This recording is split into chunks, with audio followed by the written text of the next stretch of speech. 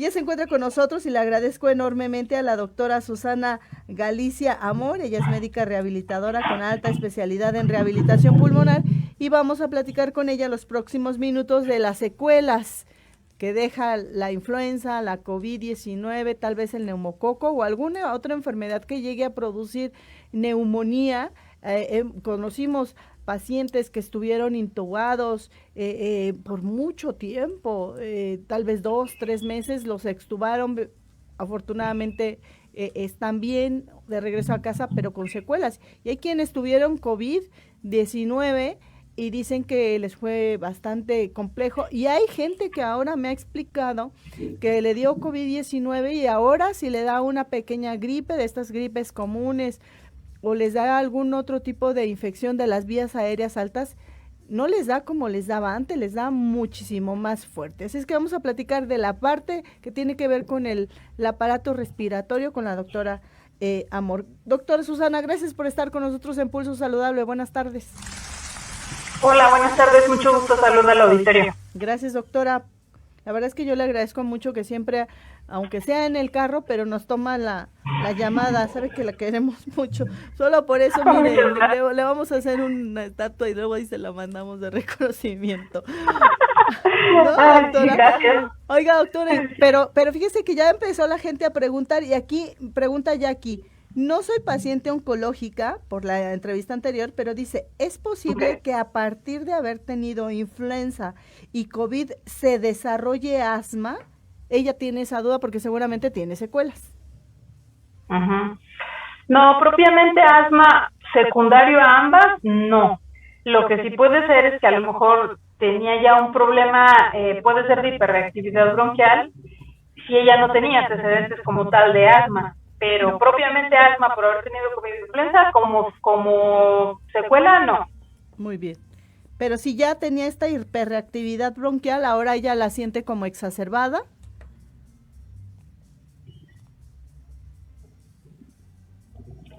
Sí, lo que sucede es que la hiperreactividad bronquial se refiere a que la vía aérea es muy sensible por alguna razón, que puede haber muchas, y responde muy rápido a cualquier estímulo externo, que puede ser una infección, un solvente, algún aroma fuerte, y entonces pareciera que hacen como asma, se hacen un espasmo, se produce más moco, les falta un poquito el aire, pero normalmente con un broncodilatador en un tiempo corto eso sucede, es una respuesta, digamos, rápida.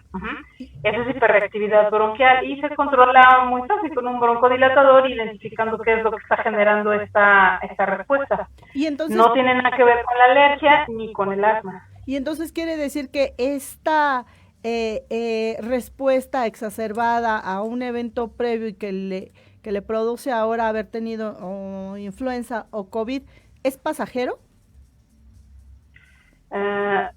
Es que son dos cosas diferentes. O sea, hiperreactividad bronquial solamente es la respuesta. Bien. Una secuela por haber padecido COVID, influenza, o neumonía, lo que sea, es diferente. Eso significa que ya hubo un daño en la vía aérea y la vía aérea, digamos, quedó demasiado sensible.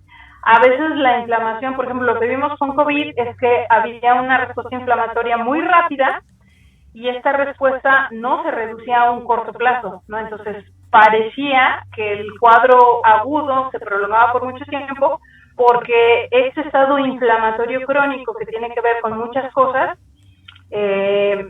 no se resuelve rápido. Entonces, ese estado inflamatorio crónico es lo que a veces se confunde y al inicio incluso se pensaba que iba a ser fibrosis, afortunadamente no lo es, solo son cuadros de inflamación que tardan en resolverse. Muy bien. Doctora, ahora sí entremos de lleno, esperemos, ya si Jackie tiene otra duda que nos lo haga saber, pero ahora sí entremos de lleno. ¿Cuáles son las complicaciones o secuelas más frecuentes que se han descrito o se han reconocido en este trabajo previo, posterior más bien a esta pandemia de la COVID-19, pero que ha sido pues trabajo y error y prueba de alguna manera porque todo vino al mismo tiempo, el desconocimiento de la enfermedad y la enfermedad como tal, ¿no? Sí, claro. Aquí propiamente por COVID ha ido variando dependiendo de cómo fueron también las variantes. Las primeras que generaban neumonía pues generaban que el paciente estuviera muy grave, que requiriera ventilación. Al estar en ventilación, esta pudo haber sido prolongada, por lo que el paciente posteriormente pudo haber tenido neumonía, y eso ya nos habla de que puede haber un daño propiamente en el pulmón. Además de eso, si estaban en ventilación, los pacientes requerían estar sedados, relajados, que implica una postración como tal del cuerpo, y a eso se suman los efectos de lo que antes se llamaba reposo prolongado, que hoy día es una debilidad adquirida en la unidad de cuidados intensivos, que bueno, dadas las condiciones de los pacientes, no todos estuvieron en cuidados intensivos, pero ya con haber estado hospitalizados o incluso algunos graves en casa, pues empiezan a tener esta respuesta que es propiamente en el resto del cuerpo, y el músculo pues no deja de ser un órgano blanco, por lo tanto pierde fuerza, perdemos músculo, se pierde proteína, y eso se percibe como debilidad a largo plazo.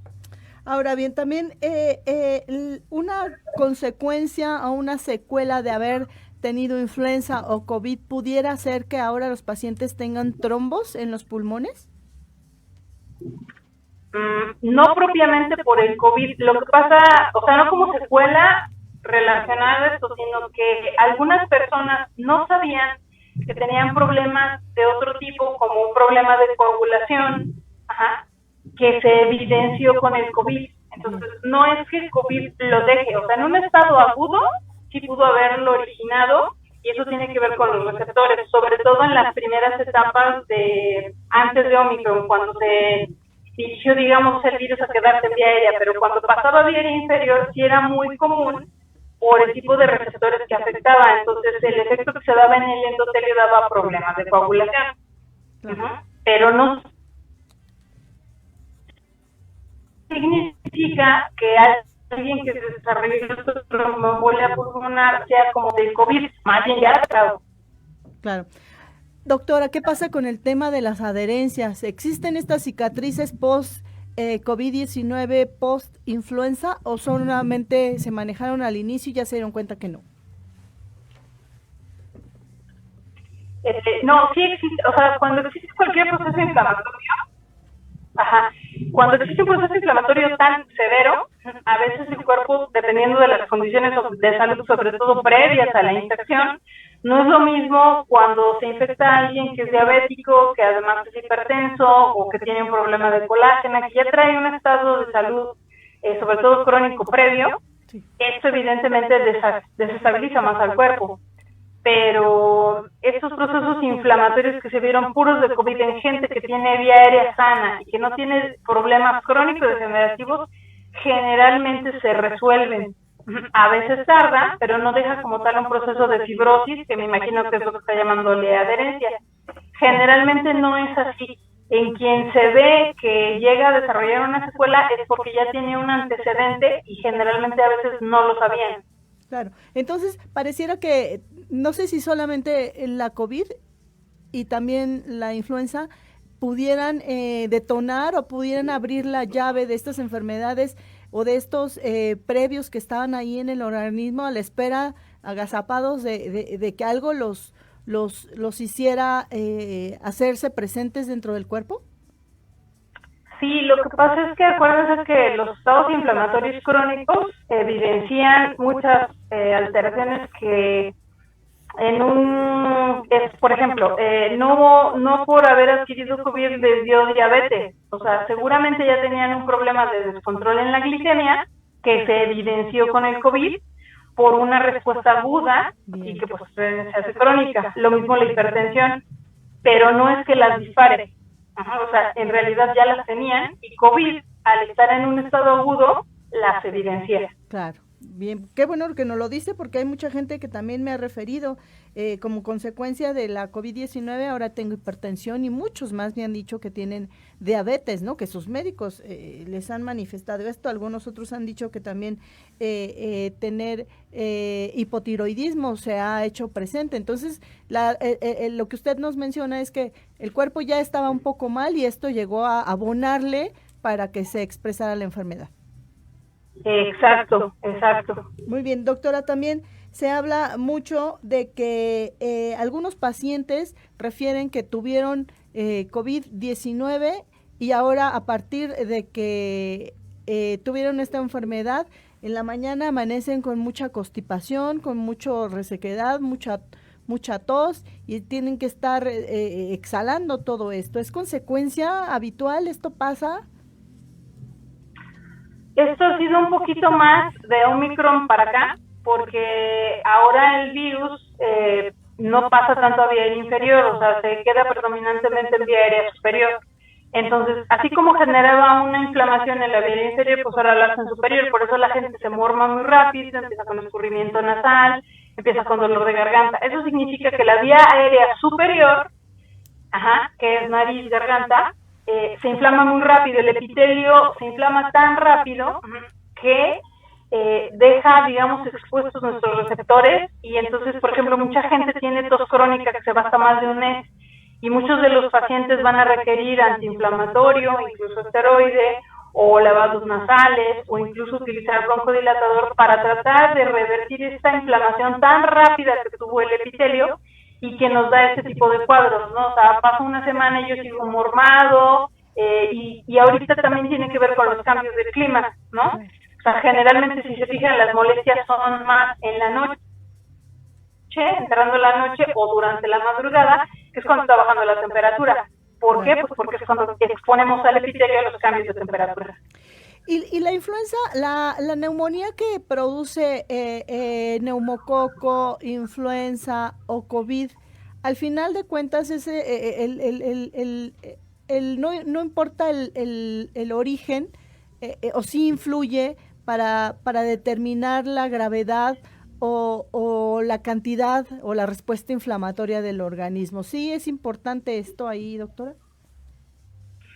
Sí es importante saber qué es lo que originó la neumonía, porque puede ser que, o sea, lo que sucede es que esta inflamación aguda baja nuestras defensas. Entonces, al bajar nuestras defensas, puede ser que la flora que normalmente habita en el epitelio, en este momento incremente su cantidad y es lo que da una neumonía, que es lo que pasa, por ejemplo, cuando se adquiere en la comunidad. Pero puede ser que, por ejemplo, si ya está en el hospital y tuvo que estar intubado, ¿no? O sea, puede ser que lamentablemente adquiera un bicho hospitalario, que evidentemente eso nos va a hablar de que puede haber mayor daño porque habitualmente son más resistentes que los que encontramos en la comunidad. Entonces sí es importante detectarlo porque también puede ser una bacteria, es diferente si es un hongo, que si es parte de la flora, porque es importante para el tratamiento. Entonces, sí, definitivamente, dependiendo de esto, nos da un pronóstico de qué tan grave o qué tantas secuelas puede haber a largo plazo. Ahora, usted como médica rehabilitadora con especialidad en la parte pulmonar, ¿cuáles secuelas son obligadamente de atención de una rehabilitación pulmonar a través de ejercicios y de todas las herramientas que ustedes tienen para tratar a los pacientes, doctora? Bueno, si es un paciente que estuvo hospitalizado, definitivamente requiere rehabilitación, porque recuerden que el criterio para hospitalizarlo, lo primero es que el paciente se desaturó, lo cual nos habla ya de gravedad, y lo segundo es que seguramente tuvo neumonía. Eso ya nos habla de que hubo un daño como tal en el parénquima y en la vía aérea. Ese paciente a fuerzas requiere rehabilitación pulmonar, y el otro es aquellos pacientes que tuvieron estancias hospitalarias largas o que estuvieron simplemente intubados, también lo van a requerir porque esos pacientes habitualmente tienen secuelas a nivel neuromusculoesquelético. Son pacientes que por la posición en la que estuvieron, sobre todo estuvieron sobrepeso, a veces salen con úlceras por presión. De repente se altera un poco la comunicación. Recordemos que está en traslado la doctora Susana Galicia Amor y estamos platicando con ella sobre las secuelas que puede dejar en los pacientes la influenza, la COVID-19, por supuesto, el neumococo. Doctora, sigue ahí con nosotros. Sí, claro, estoy. Sí, es que de pronto la perdimos, pero nos explicaba de estos pacientes, ya la parte final de los pacientes, que entonces sí tuvieron que requerir o requieren más bien de una atención, porque tuvieron entonces tal vez esta exacerbación y les dio la neumonía más la desaturación.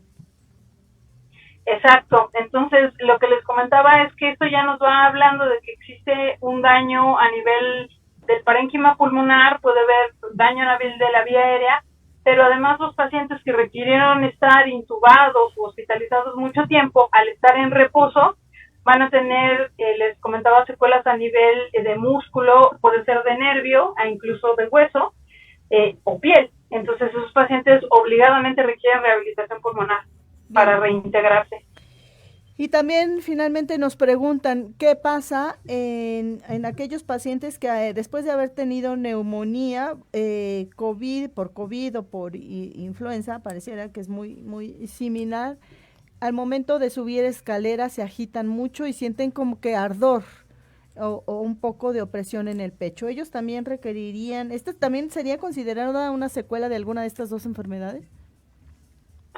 Sí, eso es lo que nosotros vemos en los pacientes cuando acuden a consulta y efectivamente es parte de lo que nosotros revertimos.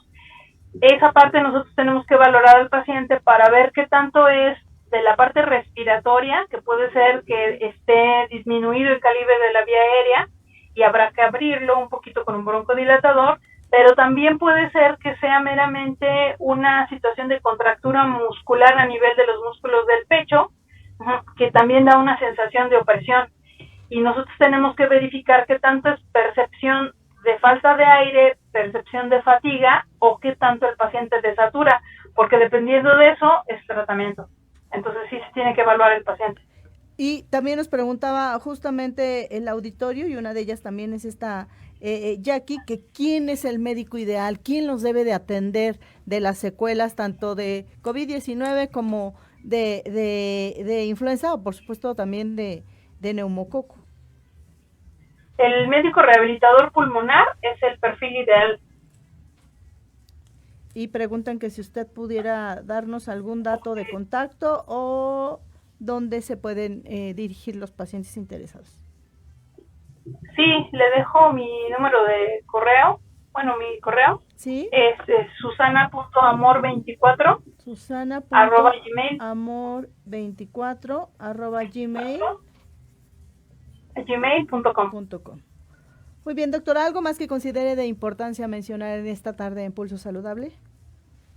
Pues solamente no soltar ahorita las medidas de prevención, buscar lavarse las manos frecuentemente, sanar, es difícil evitar sobre todo.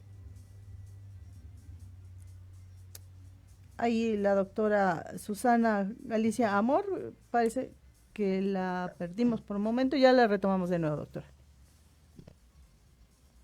No, creo que sí la perdimos, ¿verdad? Ya no nos escuchó la doctora.